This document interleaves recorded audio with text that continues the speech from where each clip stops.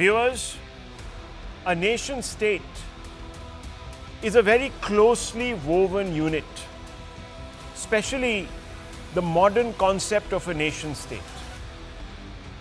Viewers, it has geographic continuity, it has cultural contiguity.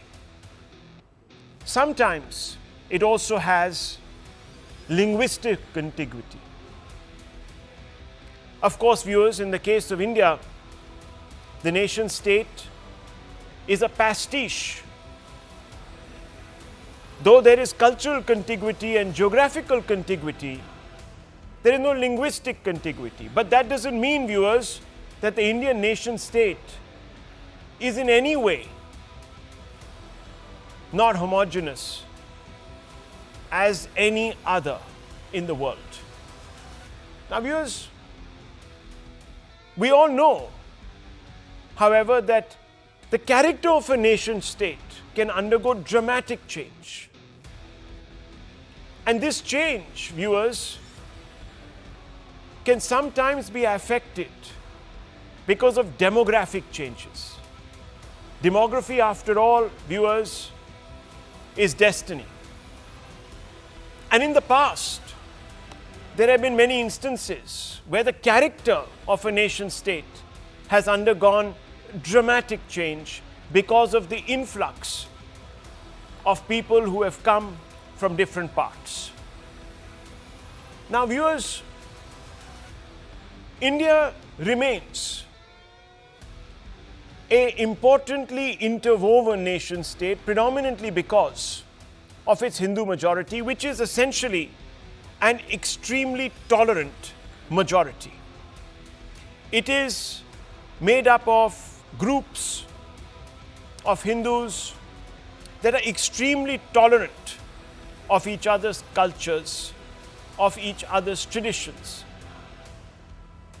Not only each other, but also the traditions of the citizens that subscribe to other religions, viewers. And this is what marks us out in the Comity of Nations as a country, as an entity, as a civilizational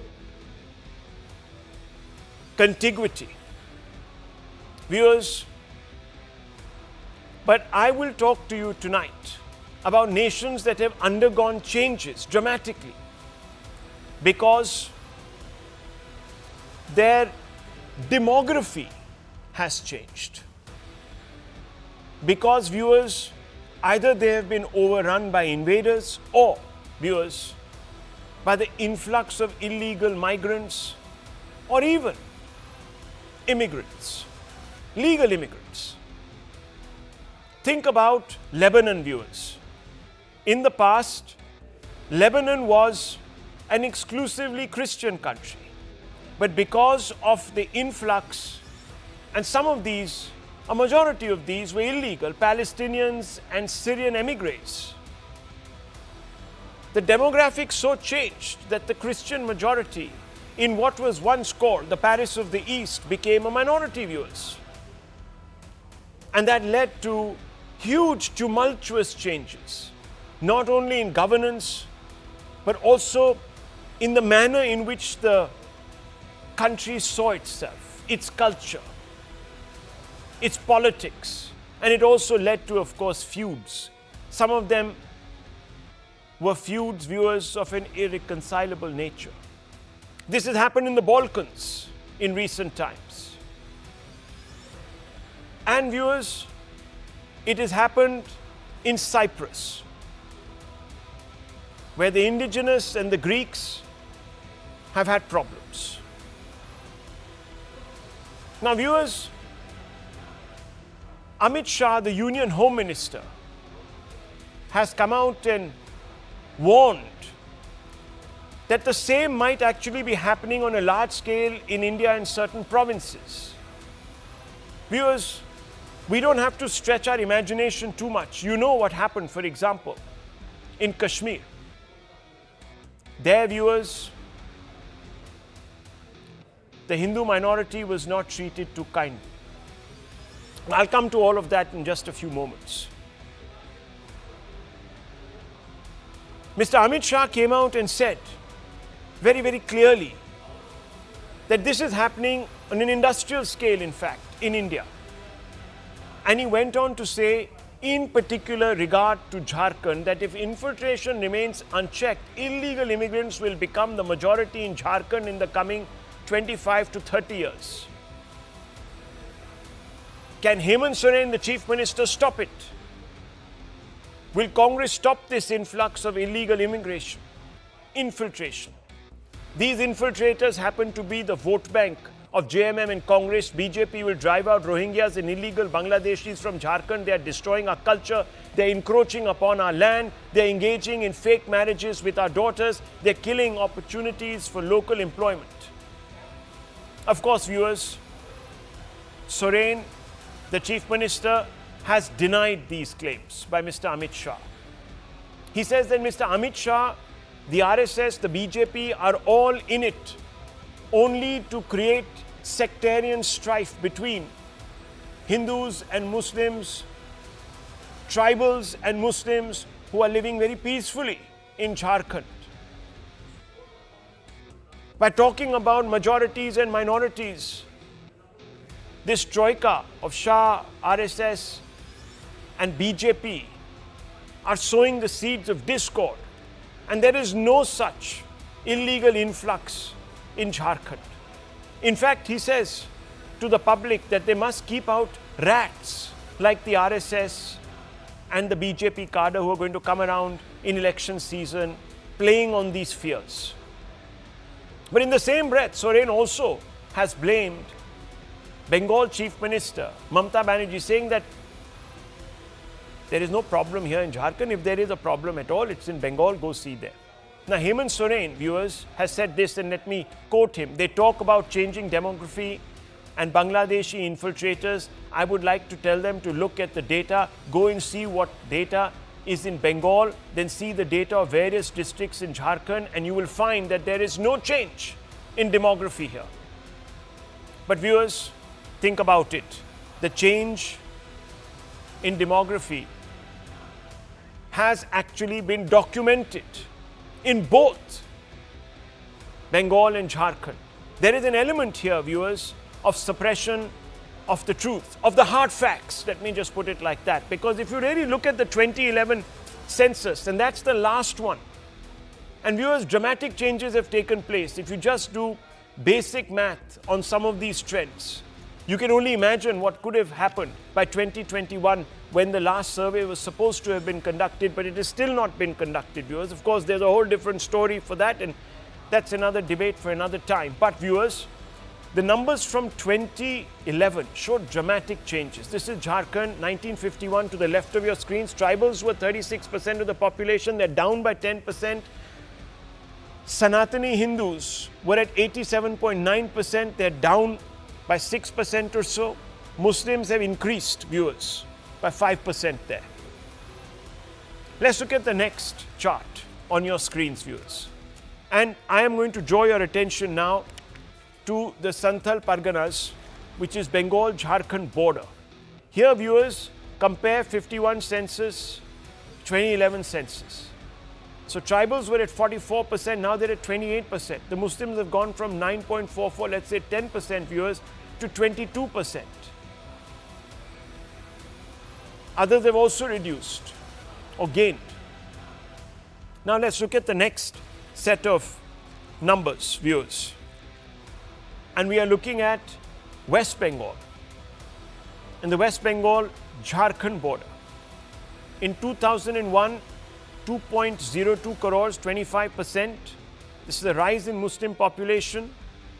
And in 2011, 2.47%, 47 crores, which is an addition of about almost 2%, viewers, if you round off the number. In 2001 and 2011, in 10 years, in a decade, in the Bengal-Jharkhand border, you can see that number also increasing by about 2.5%, viewers. Then you look at the rise in Muslim population in West Bengal as a whole, and that, viewers, is at about plus 7 5% viewers in 10 years, from 51 rather to 2011. And from 51 to 2011, in the Bengal-Jharkhand border, it has grown from 9.4% to 22%, which is 13.29%. So Jharkhand has got a problem, viewers. It's got a problem. Now, you can't deny it. Viewers, all of this will have a negative bearing on the culture of Jharkhand, because Jharkhand was really constituted to protect tribal rights. And if those tribal numbers are going to decrease, the culture, the overweening culture of Jharkhand will also change. And this has happened in the past, viewers. Where the Hindus haven't been in this country in a majority, there have been problems. There has been strife, or at least there has been an assertion. Kashmir is a living, breathing example of this, and I don't want to get into other areas of this country because, viewers, these are sensitive issues and I don't want to sort of create tensions. But all of this fundamentally makes us ask some basic questions. Why is the India bloc in denial about demographic change? Look at China, viewers. Not that I'm advocating anything like this. But China knows the dangers of demographic explosion which will undermine the national character. So in Tibet and Xinjiang province, viewers, they have settled by force, and they can do it because, as you know, that's a communist dictatorship, Han Chinese, so that these areas become integrated with the mainland ethos. In Kashmir, in the valley, viewers, the opposite happened. Hindus were externed, as you know. And the character, it has to be said, has changed in the valley. At one time, it was all inclusive, subscribed to Kashmiriyat, the glorious inclusive ethos. Today no longer does, viewers. Islamist separatism has taken hold, and the overarching desire among some of these individuals is to turn it into a caliphate where the Sharia law will hold. But viewers, one would have thought that with this living example, this living, breathing problem that stares at us in the face, our political class would have been a lot more sensitive to this issue. But it isn't. Is it vote bank politics that is holding them back? Is it because these people who are settling in are easily processable? You give them a few documents and it has happened. And viewers, in Bengal, we actually verified on the ground. We hit the ground running and we did an exclusive report, and there are some facets of that report that have also come up, and we're going to try and get those graphics for you with those visuals of that report, which will show you in alarming numbers the change in demography in Bengal, viewers. In Bangladesh, this is a crisis. But we will show you those numbers from Bengal shortly. We had done a whole report, viewers, and they will shock you, but that in a little while. In a little while, viewers. Let me open this up. Sanju Verma is there with us. Kamru Chaudhary is there with us. Ishkaran Bhandari, Tausif Khan. Let me begin with you, Mr. Tausif Khan, first of all. There has been a huge concern over demographic changes in Bengal. Yet the government there is in denial. Many occasions, Mamata Banerjee has gone out and said this is fear-mongering.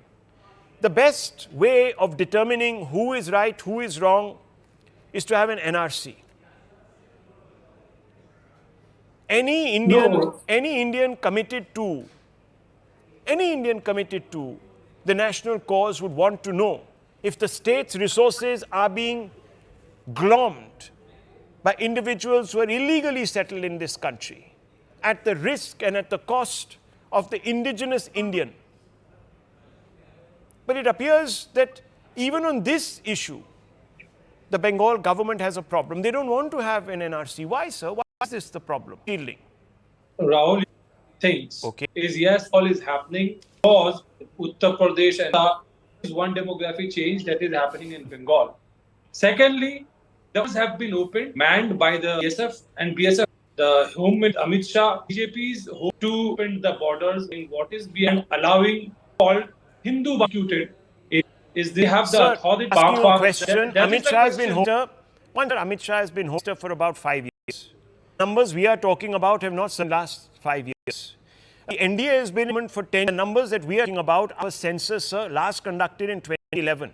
And you are seeing So those you dramatic have changes. no No, problem one with minute. No, Hindu I'm just talking about Bangladeshis. data. I don't know what has happened. First, let us I don't be know what very has happened till factually 2021. correct. No, please. You please. are saying Let me saying finish. that there should not be Mr. any Khan, I have problem not that finished. Hindu Did I speak Bangladeshis over are you? coming I didn't to speak Bengal. over you. Correct? I didn't speak over you. I never spoke over you, sir. Give me at least a little bit of courtesy, sir. Please, as I give you. The floor is yours. Okay. It is my time to speak and can you are interrupting. I am saying that is opening borders for Bangladeshi Hindus from last 10 years to enter India. Is that acceptable? Is that allowed? Is it legal? Why is BJP? Why the BSF has opened the borders, Bangladesh gates? They have opened, allowing all the Hindu Bangladeshis from Bangladesh to come to India just because there has been a regime change in Bangladesh. That is not justified at all. Secondly, yes, there are citizens of India from various Uttar Pradesh states like Uttar Pradesh and Bihar and neighboring other states who have come to Kolkata, and that is perfectly legal. In search of work, in search of better life, if they are coming, and it is the likes of Hindus and Muslims and all religion people from India are coming. Because Bengal attracts people. Bengal offers peace. Yes, because in Bengal Bengal offers peace. Because but Bengal. why, one second. Now you've spoken. Why Bangladesh border is opened by BJP? Why allow this Bangladeshi Hindus Sir, to flee from Bangladesh and come and seek refuge in India? One second, Mr. Tausif Khan. 1 second. Let us not play ducks and drakes here, okay? Right? We are looking at the 2011 numbers. Your own government denies there's an influx, and I have enough quotes here. I can quote Mamata Banerjee ad nauseum. We can spend the next 25 minutes. I won't finish with the quotes, but let me tell you one thing. A simple solution to find out who is the NRC. Why do you stop the NRC?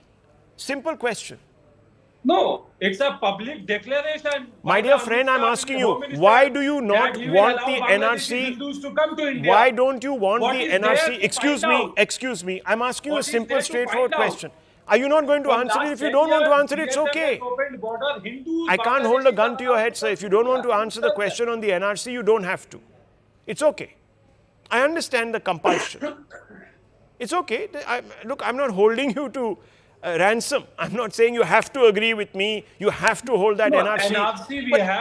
NRC, we have an example from Assam. What happened to... what happened? It doesn't matter. You have a problem with any immigration, right? You have a problem with any illegal immigration, whether it's Hindu or Muslim.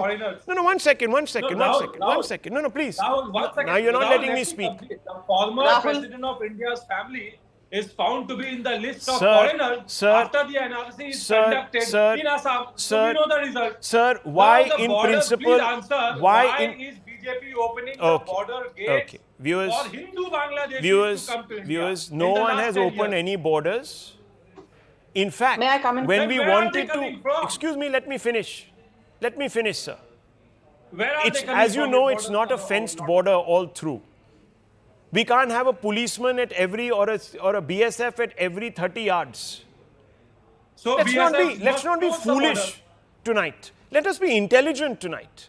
Let us be a little evolved tonight. Now, the point is, viewers, Rahul Gandhi wants a caste census. So he says the nation's resources must be distributed equitably. Surely the Congress, therefore, must want to know and ensure that the precious resources of our nation are not falling into the hands of illegals at the expense of our own citizens.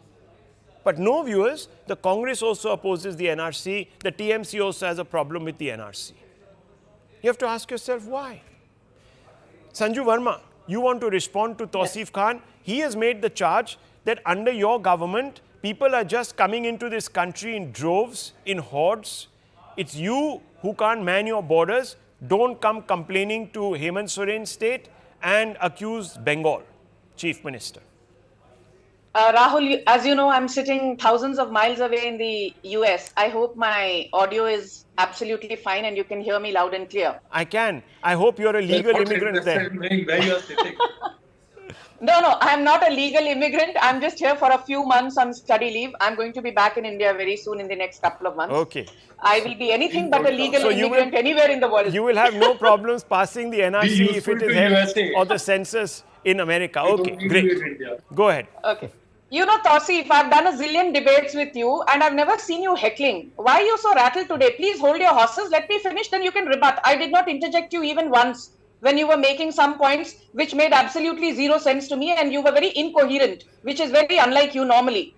Let me first make a few things very... Oh my God, Tausif, please. Okay, let her... I've asked those questions that you are asking. Did I not, sir? Let her now respond, please. What I fail to understand, Rahul, is this, proclivity of the other side to come, lie rabidly, lie with impunity. They would even put Goebbels to shame. First and foremost, Tausif's reckless allegation that BJP has opened borders to Bangladeshi Hindus. He has not been able to substantiate this reckless allegation of his, despite you persistently asking him whether he can support what he has recklessly alleged. Point number 2, and I want to take you back to just very recently, May 2024. This is a report which was published by the Economic Advisory Council of the Modi government, which has said that India's Muslim population rose by a solid 43.15% in the last 65 years. That is between 1950 to 2015, which is the period which the report was studying. It pertains to that particular period of 65 years. And within those 65 years, between 1950 and 2015, lo behold, the Hindu population of India decreased by 7.82%. So basically, while the Muslim population rose by 43% in 65 years, the Hindu population was down by 8%. And we all know that between 1950 and 2015, for the longest time, who was in power, Rahul? It was not Narendra Modi. It was not Amit Shah who was the Home Minister. For the longest time, in these 65 years, out of 65 years, 54 years, it was the Congress or its alliance partners which were at the helm of affairs in India. So if there has been an absolutely disproportionate rise in Muslim population, and not all of that is organic, a large part of that supposedly is inorganic, who are we supposed to blame? Yeah. We are not supposed to blame Narendra Modi or Amit Shah. We know that it is the Congress which needs to take onus about this. Now my second point, and my second point is this. I think you've touched upon this, but I would like to reinforce. These are a few countries which are Islamic or have categorically stated Islam as their ideological foundation, both in their constitution, and they say this is our state religion. Afghanistan, Brunei, Iran, Mauritania, Oman, Pakistan, Saudi Arabia, Yemen, Algeria, Indonesia, Turkey, Malaysia. And I was surprised to know that even the likes of Indonesia, Malaysia, Turkey, Algeria, till about 16th, 17th or 18th century, these were not Islamic nations. So in the last 2, 3 or 4 odd centuries, the entire demography has changed, and that indeed has led to a complete change in the political, the socio-cultural contours of these countries, which were not Islamic and today are rabidly Islamic. But most importantly, I would like to end by saying this, and I think we all must listen to this, because this is a very dangerous precedent and precursor of things to come. These are places in London or in and around London, suburbs, places in the United Kingdom. Westminster, Knightsbridge, Liverpool, Edgware Road, Marylebone, Hammersmith, Kensington, Chelsea, Fulham, Wandsworth, Brent, Ealing, so on and so forth. Yeah. These places today have largely a Muslim mayor. They are Islamic for all practical purposes. and I don't Baba, want to talk name the about leader, Bangladesh but a very border. controversial, Look, one second. a very controversial. One second, Sanju Can I Verma. finish? She's Sanju talking Verma, about one second. India, I just want to USA, make one she's thing talking about clear. UK, One USA, second, Europe. please, one Talk second. about the Bangladesh border. Mr. Okay, Who let's not controls it? become Who the hell are you Tausif to Khan. question me? Tausif Khan, I will both say of what you. I want to say. Who the hell are you? Tausif Khan, Who please, the hell are you? please. I'll have Who to the lower hell are you? faders. Listen, I'll have to lower faders, and that's not a very pleasant thing. Come on, let's not be. I'm coming in. I've started making an interjection, and the reason is yours. Look, I have nothing against Indian Muslims becoming mayors, prime ministers, presidents, all of that. We are not talking about Indian He's Muslims here. completely One second, please. Mr. Khan, BJP either you're going to spokesperson is heckle and I have to completely lower your jealous. fader. Now, this is not right. Please, there are two other spokespeople here who haven't had a chance, and I have 6 minutes more on this debate. I've given you enough time. Please, have respect for their time. They also make time like you. So I'm sure you have clients. They also have clients. Ishkaran Bhandari has clients. And Kamru Chaudhary has many other good things to do. So please. So do I. Yeah, so do you. So hang on now. Just a minute, viewers. Look, this is not about raising some fear psychosis about Muslims in this country. We are not talking about Indian Muslims here. We are talking about influx of illegals. Exactly. Yes. That is what we are talking about. And we are only asking that, look, fundamentally, the High Court of Jharkhand, and I want to bring in Ishkaran Bhandari now, and also Kamru Chaudhary. The Jharkhand High Court, and please look this up, viewers, as we are speaking, on the 11th of August 2024, it ruled. It called upon the state government to identify quote-unquote illegal immigrants. It didn't say whether they are Hindus or Muslims. In 6 districts allegedly coming from Bangladesh. Now, how do you identify them? Are you going to ask them? The only way you can do it is by holding an NRC when you actually have a process which will have officials who will go out there and they will ask them for documentation, Ishkaran Bhandari. NRC is the way forward. Why do certain political parties oppose the NRC? Rahul, historically civilizations have fallen to hordes of barbarians at the gate. In the modern context, we can replace the word barbarian with illegal immigrants. So what is the reality? First, for NRC, we have a campaign of Hum Kagaz Nahi Dikhayenge, and you have rightfully quoted the Honorable High Court of Jharkhand figure of how the population of tribals has gone down and how the population of minorities has increased when Jharkhand was specially carved out to protect the rights of tribals. So it is also the most vulnerable section of the Indian society given reservation by the constitution, which is facing the brunt and becoming reduced in the areas where they were in a preponderance of population. That is one part.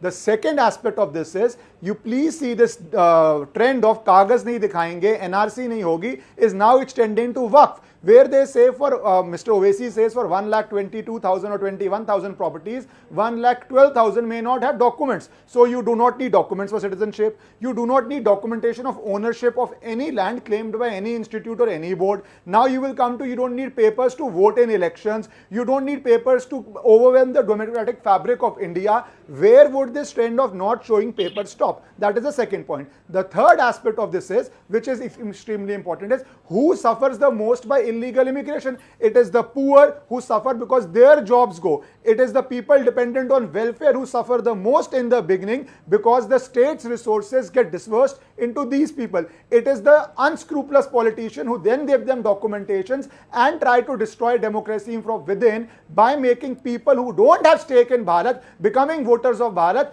and deciding the democratic mandate of Bharat. So it is an overwhelming threat, and that is why in one paragraph the Honorable High Court of Jharkhand has also made the Director General of BSF, Chief Election Commissioner, Aadhaar, Director of Aadhaar, and certain other bodies as a party to the petition, because if this problem is not solved, unchecked immigration will result in overwhelming of Bharat. And last point, in Europe, you see what Hungary is doing. Even though EU fined 200 million, it says we will not take illegal immigrants, and if they want, we will bus them to EU headquarters. Or what Poland is doing, or what Italy is doing. The first duty of any nation is to protect its border, protect its citizens, and we cannot fail in that duty. We have to carry it out and see that every person in India is a legal immigrant or a citizen of India.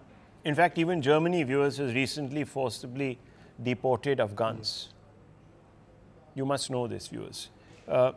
Mr. Kamru Chaudhary, are we going to be constantly in denial of this problem?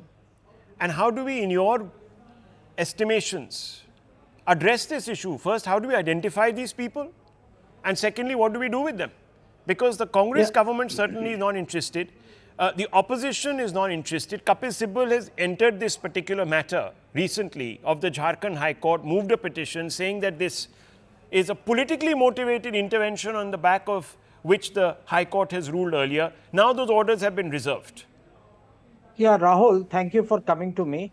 Basically, you see, let me remind you about an incident in history. In July 21st, 1993, under the Congress party that time, led by Mamata Banerjee, we led a massive revolution in Calcutta where many people lost their lives under police firing under the CPM government. What was the demand about? That illegal migrants from Bangladesh are coming and changing the demography, the voting patterns of West Bengal with and they need to have voter card. Without a voter card, Mamata Banerjee said, and the Congress party that time said that nobody should be allowed to vote. That was the threat in 1993, even when BJP was not even, I believe, a two MP party at that time. So the problem, the Congress party has been seized up from the very beginning. But the comparison to gaslight the present day immigrations, what are the geopolitical situation in the subcontinent as of now, needs a very big elaborate discussion, not a 2 minutes discussion. Because after the 1971 war with Pakistan liberating Bangladesh, there was a huge large scale migration into India. So 23rd March 1971 was the cutoff date to for those people who have entered India prior to the date to be eligible for Indian citizenship. And up to that, it was okay. Now what's happening is that people are trying to gaslight the entire immigration issue with regards to the 1951 census and comparing it with hang on. I'm only asking you, Kamru Chaudhary, let's come to present times. I'm asking you, is the NRC a solution, yes or no? It cannot be an alibi to, wait, let me May I quickly come in? Let Rahul? him finish, let him finish. I need to move on to another debate, yes. Yeah, it cannot be an alibi to the illegal immigrants out here because 20 lakh people have been identified in Assam because of the NRC issue who could not link up their legacy with the 1951 legacy data. So I as an Indian will want all these 20 lakh people to be deported out of India. Do we have a bilateral agreement with Bangladesh to deport? No. Do we have a refugee agreement with Bangladesh? No. Do we have a national refugee law? No. Does our existing legal framework and policy Rahul, can I quickly come in with this this problem? No. I don't want to spend more time on this. What is the root of the problem? Have you identified the refugees and the economic migrants? No, hang on. We'll only be able to identify the root of the problem when we get into an exercise to count who is illegal in this country, how many. Then we can come to the next stage. But viewers, there are political parties. Please, I just want to move on. I hope you don't mind, Sanjuji. I just want to move on because I've already exceeded my time here. The point is, viewers, we need to have an objective exercise underwritten by the writ of the state to find out who is in this country and why. And there has to be political consensus. Otherwise, viewers, jitni abadi utna haq, all these fatuous slogans will amount to zero and may acquire actually, quite frankly, a dangerous meaning.